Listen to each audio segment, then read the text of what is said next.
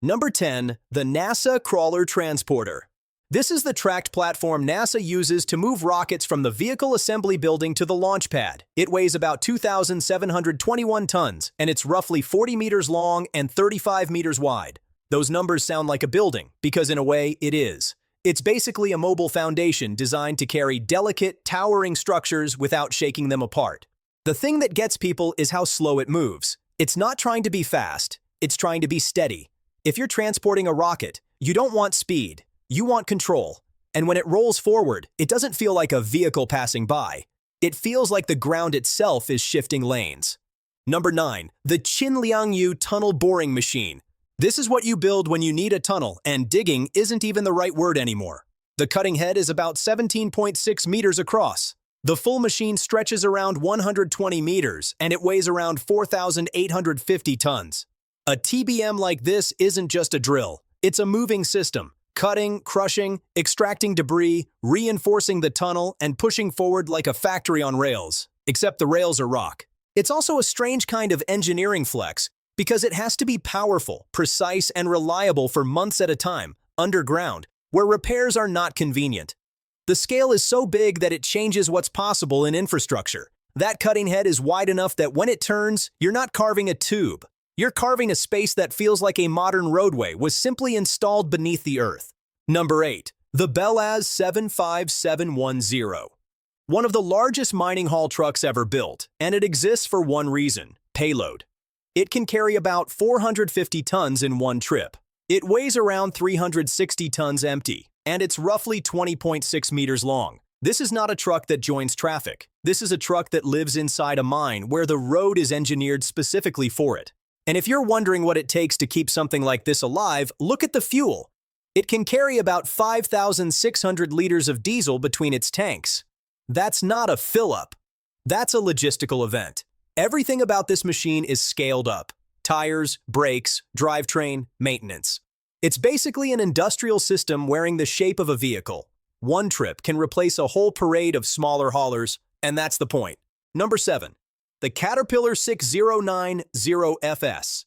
This is a hydraulic mining shovel built to load those giant haul trucks quickly. It weighs around 1,000 tons, has about 3,360 kilowatts of power, and can move about 93.6 tons in a single scoop. If that number doesn't hit you immediately, picture what nearly 100 tons means. That's not dirt. That's multiple vehicles worth of mass being lifted, swung, and dropped, over and over again. What makes this machine impressive isn't just the weight it can lift. It's the rhythm. Mines care about cycle time. Every extra second per scoop adds up across an entire day and across an entire year. So this shovel isn't just strong, it's optimized. It's engineered to repeat a huge movement thousands of times, reliably, in dust, heat, vibration, conditions that destroy normal machines. It's strength turned into routine. Number 6. The Liebherr LR 13000. One of the largest crawler cranes on Earth. Max lifting capacity is about 3,000 tons. The main boom can reach around 144 meters. Engine power is about 1,000 kilowatts. This is the kind of crane you see on the biggest industrial sites, where the parts you're lifting aren't materials. They're sections of a power plant, refinery modules, or massive prefabricated structures.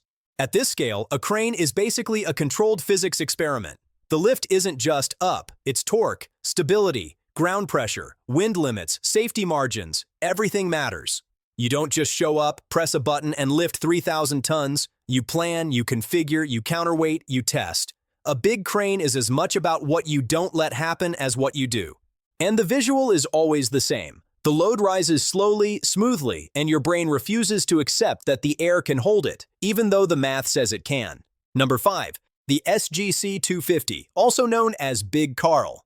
This is a ring crane designed for extreme heavy lifts. It can lift up to about 5,000 tons, with a rated load moment around 250,000 ton-meters. And even at large distances, it can still lift in the thousands of tons. Ring cranes are built for mega projects where the loads are so heavy, you stop thinking in crane jobs and start thinking in engineering campaigns. What's fascinating here is that big lifts are often about confidence more than drama. The lift itself can look calm. The hook rises, the load follows, and everything is controlled. But behind that calm is obsessive planning, sensors, redundancy, and an entire team who knows that at this scale, A small mistake becomes a historic headline.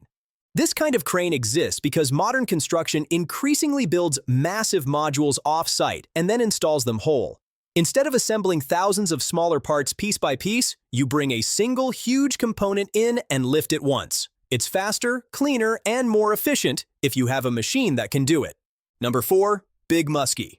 This was a dragline excavator built for strip mining. It weighed around 12,000 tons, had a bucket capacity of about 220 cubic yards, roughly 168 cubic meters, and a boom around 94 meters long. The way draglines work is simple in concept. Swing a massive bucket, drop it, drag it through material, then lift and dump.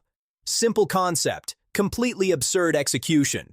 When a machine is this large, everything becomes a production. Moving it, powering it, operating it, maintaining it. It's not just equipment, it's a project. And its scale changes what mining looks like. Instead of digging, it's more like removing sections of the planet.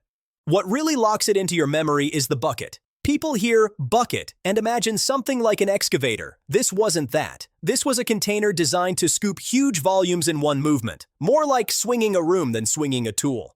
Number 3. The Marion 6360. This was a giant stripping shovel built to remove overburden in open-pit mining. It weighed around 11,521 tons, stood about 64 meters tall, and had a bucket rated around 180 cubic yards. It's one of those machines where the name shovel stops being helpful. It's more accurate to think of it as a moving building with a mechanical arm. At this size, the machine's job is not finesse. It's throughput. It's built to shift enormous amounts of earth efficiently so mining can happen underneath. The shovel doesn't need to be fast like a sports car. It needs to be consistent like a factory, because in mining, consistency wins, one steady cycle after another, all day long, turning geology into logistics. And here's what makes these giant shovels so visually strange. They don't look like something you operate. They look like something you staff. A machine so big it feels like it should have hallways. Number 2. Bagger 293. A bucket wheel excavator and one of the largest land vehicles ever built. It weighs around 14,200 tons, is about 225 meters long, and draws around 16.56 megawatts of power. That's the kind of power number that stops sounding like engineering and starts sounding like a utility bill for a small town. And the output is the point. It can move around 240,000 cubic meters of material per day. The key thing to understand is how it digs. It doesn't scoop, stop, reposition, scoop again. It continuously removes material with a rotating wheel lined with buckets, like an assembly line that just happens to be eating the ground. When you see one working, the scale is hard to process because there's no single dramatic motion. It's constant. The wheel turns, conveyors run, material flows. It's quiet, steady domination of terrain. And because it's so long, it doesn't just look like a machine. It looks like a moving industrial district. Number 1. The Prelude FLNG. A floating liquefied natural gas facility. Basically a full industrial plant sitting on the ocean. It's about 488 meters long, about 74 meters wide, and has a displacement around 600,000 tons. That is not a ship in the normal sense. That's infrastructure that floats. It can house a crew of roughly 220 to 240 people, because this isn't something you casually operate. It's something you live on. The concept is straightforward. Instead of extracting gas, sending it to shore, and processing it there, you bring the processing plant to the gas field. You build the whole pipeline of production into one floating machine. And that's why it lands at number 1. Not just because it's enormous, but because of what it represents. A machine so large and complex, it functions like its own industrial ecosystem. It doesn't feel like a tool. It feels like a place.